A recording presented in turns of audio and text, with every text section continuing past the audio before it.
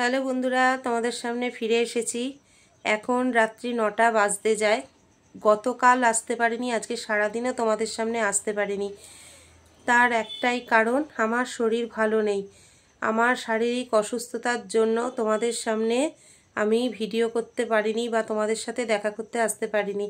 তোমরা অনেকেই হয়তো ভাবছো যে দিদিভাই ভিডিও দিল, ভিডিও করলো না বা ব্লগ বানালো না কেন, বা আমাদের সামনে এলো না কেন।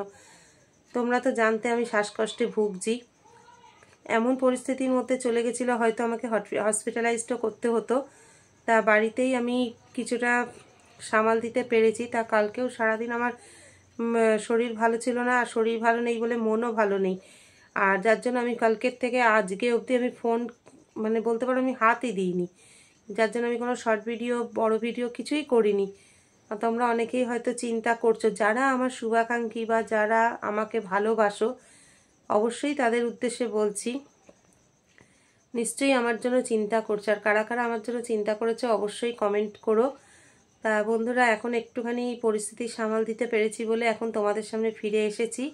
আমার চোখ মুখ দেখে বুঝতেই পারছো আমার অবস্থা একটুও ভালো নেই। তা চলো বন্ধুরা, আজকে আর কিছু তো বলার নেই। আর রাত্রি 9টা বাজে, তোমাদের দাদাভাই ডিউটিতে বেরিয়েও গেছে।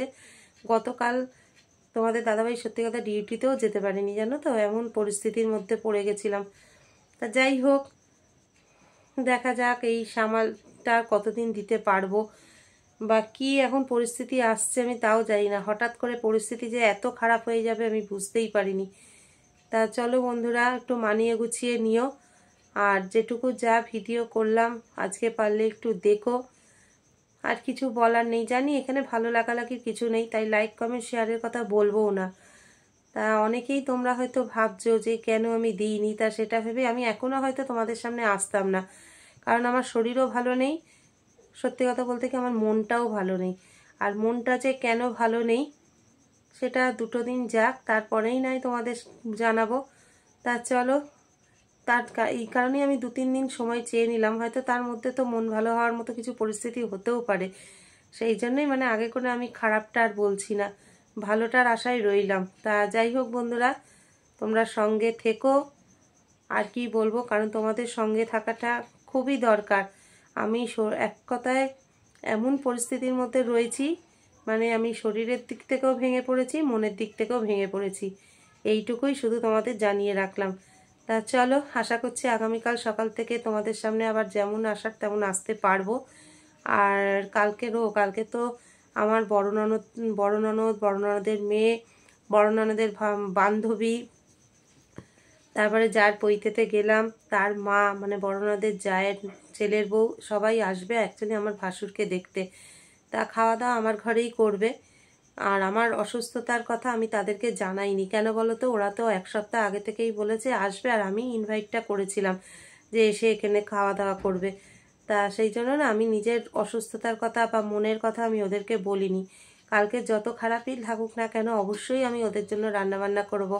কারণ সত্যি কথা, আমি অন্তর থেকে আমি লোক ভালোবাসি, আত্মীয় স্বজন ভালোবাসি, কিন্তু জানো তো আমার কপালে সেই সুখটা নেই। বলে না, যে যেটা চায় সেটা পায় না। আমি সত্যিই ছোটোর থেকেই, জানো তো, আমি খুব লোকজন ভালোবাসি। আমি চাই আমার ঘরে সবাই আসুক, থাকুক, খাওয়া দাওয়া করুক, আনন্দ করুক, কিন্তু আমার হয় না গো সেটা। কেন জানি না, আমার কপাল আমার সাথ দেয় না সেটা। কোনো না কোনো কারণে আমি সকলের কাছে খুব অপ্রিয় হয়ে যাই। খুবই দুর্ভাগা যাকে বলে, আমি দুর্ভাগা। যাই হোক, কিছুটা হয়তো তোমাদের সামনে শেয়ার করে ফেললাম মনের অবস্থাটা।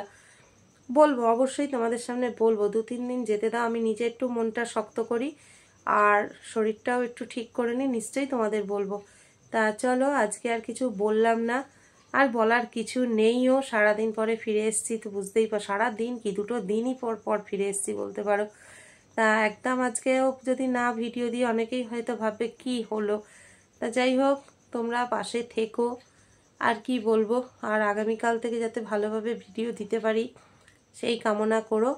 চলো, এই বলেই আজকে আমি ভিডিও শেষ করছি। তোমরা সঙ্গে থেকো।